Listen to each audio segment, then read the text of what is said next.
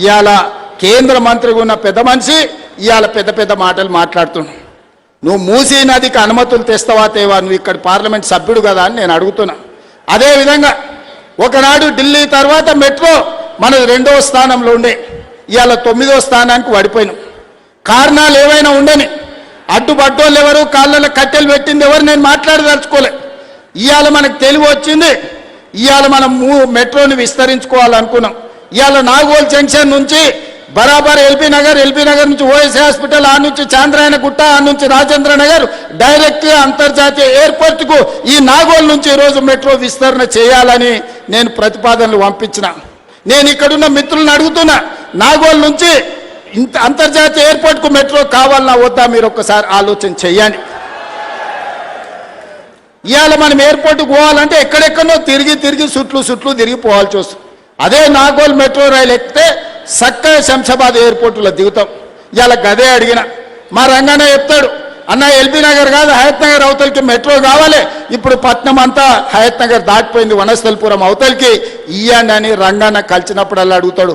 మా ఎంపీ చామల కిరణ్ అడుగుతాడు, ఇవాళ ఎల్బీ నగర్ నుంచి హయత్ నగర్ అవతలికి మెట్రో పెట్టాలని అడిగిన. అవసరం ఉందా లేదా మీరు ఒక్కసారి ఆలోచన చేయండి.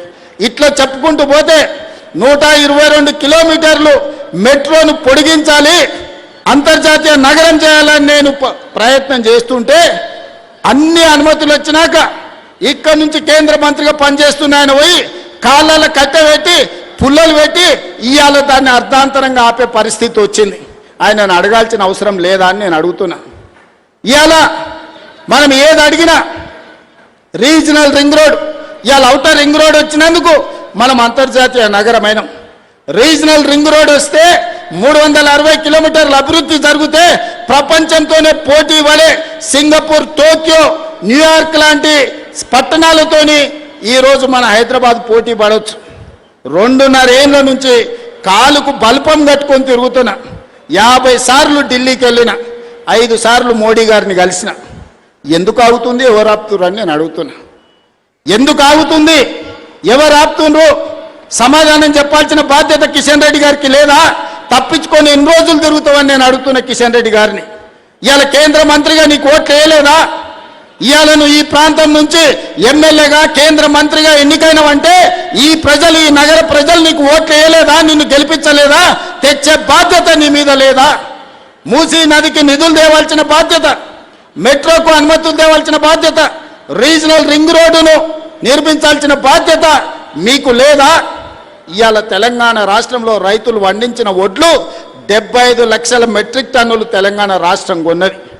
కానీ కేంద్ర ప్రభుత్వం చెప్తే నేను 50 లక్షలే కొంటాను, మిగతా 25 లక్షలు ఎవరికి ఇవ్వాలి, ఎక్కడ తీసుకుపోవాలి?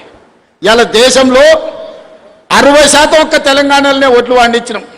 పంజాబ్లో 86% కొంటావు, నీ ప్రభుత్వాలు ఉన్న రాష్ట్రాలలో 70-80% కొంటావు.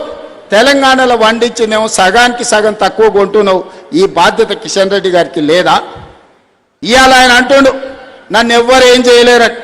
అయ్యా, ఈ ప్రజలతో పెట్టుకున్నాడు, తెలంగాణ ప్రజలతో గోక్కున్నాడు, బాగుపడి బట్ట కట్టినోడు ఎవరు లేడు కిషన్ రెడ్డి గారు. నువ్వు చేస్తున్న వ్యవహారాలు అన్ని ప్రజలు గమనిస్తారు. అందుకే 15 తారీఖు తర్వాత ఖచ్చితంగా కార్యాచరణ ఉంటుంది. మెట్రో రావాల్సిందే, RRRకు అనుమతులు ఇవ్వాల్సిందే, మూసి ప్రకటన జరగాల్సిందే, నువ్వు పండించిన వడ్లు, మొక్కలు, జొన్నలు కొనాల్సిందే. ఈ అన్నిటికీ నువ్వు సహకరించకపోతే బరాబర్ నీ సంగతి చెప్తాం. మళ్ళోసారి నేను చెప్పదలుచుకున్నా వారికి. వారు అంటారు, నేను పుట్టింది ఇంట్లోనే, నేను చచ్చేది ఇంట్లోనే. కరెక్టే, నువ్వు అందులోనే ఉంటావు, చీకట్ల యువతలతో సహకారం తీసుకుంటావు.